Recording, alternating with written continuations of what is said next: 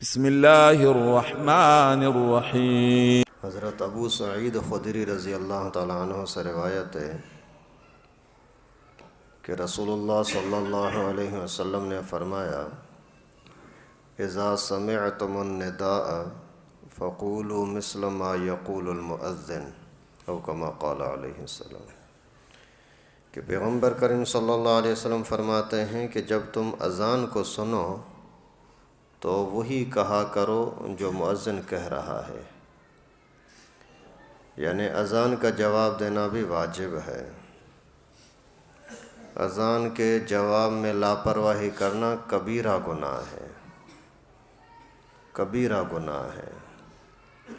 اور اذان کا جواب دو طرح سے ہوتا ہے، ایک تو جیسے اذان سنی تو اذان کے ساتھ ساتھ آپ بھی وہی کلمات کہتے جائیں، اس طرح سے جواب دیں۔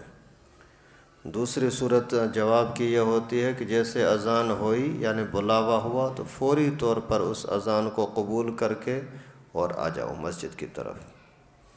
اگر مسجد کی طرف نہیں آتے تو بھی کبیرہ گناہ ہے، اور اذان کا جواب زبانی طور پر نہیں دیتے تو اگر مسجد میں ہی بیٹھے ہو تو پھر واجب نہیں ہوتا، پھر مستحب ہوتا ہے، اور تیار ہو چکے ہو کبھی مسجد میں جا رہا ہوں پھر واجب نہیں ہے، لیکن بہتر فضیلت والا ثواب کا سبب پھر بھی ہے، لیکن عملی طور پر آنا واجب ہو جاتا ہے۔ نہیں آیا تو کبیرہ گناہ کی وجہ سے دنیا میں بھی نقصان ہوتا ہے، آخرت میں بھی نقصان ہوتا ہے۔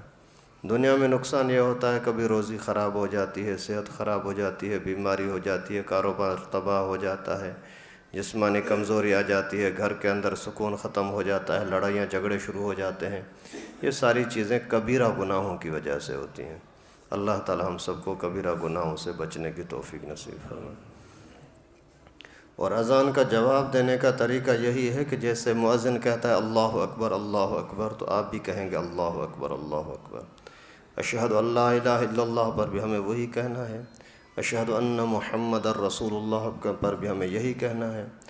باقی حی علی الصلاۃ اور حی علی الفلاح، اس میں ہمیں کہنا ہے لا حول ولا قوت الا باللہ۔ بہت سارے لوگ اشہد ان محمد الرسول اللہ پر صلی اللہ علیہ وسلم کہتے ہیں اذان میں یا اقامت میں، یہ پیغمبر کریم سے ثابت نہیں ہے۔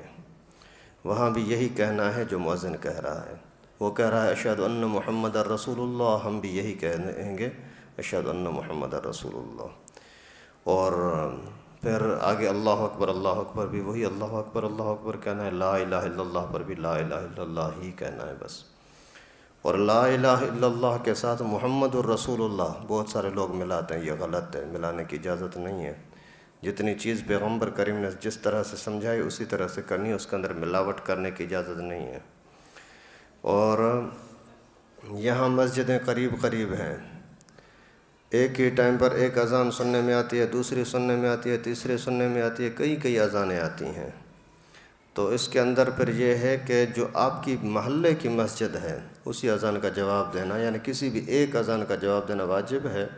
پھر اپنے محلے والی مسجد کے اذان کا جواب دے تو بھی ٹھیک ہے، یا پہلی جو اذان آئی اسی کا جواب دے تو بھی ٹھیک ہے، ہر اذان کا جواب دینا اس کے اوپر نہیں ہے۔ اور اذان کے ٹائم پر ادب احترام کے ساتھ بیٹھنا اور مکمل طور پر نماز کے لیے تیاری کرنا، وضو وغیرہ کی تیاری کرنا لازم ہے۔ اس میں سستی کرے گا تو پھر شیطان تو ہے ہی دشمن، اور دیر کرو۔ اکثر لوگ جب نماز شروع کر رہے ہوتے ہیں تو 2 صفیں ہوتی ہیں، 3 صفیں ہوتی ہیں، جب سلام پھیر رہے ہوتے ہیں تو 10-12 صفیں ہو جاتی ہیں۔ یہ وہی شیطان کا اثر ہے، جب آنا ہی ہے تو 2 منٹ پہلے کیوں نہیں آتے؟ تو شیطانی باتوں سے بچیں، جیسے اذان ہو فوری طور پر تیاری کریں اور مسجد میں پہنچ جائیں۔ اللہ تعالیٰ سے دعا ہے کہ اللہ پاک ہم سب کو اذان کی قدر کرنے کی، نماز کی عظمت کو سمجھنے کی توفیق نصیب فرمائے۔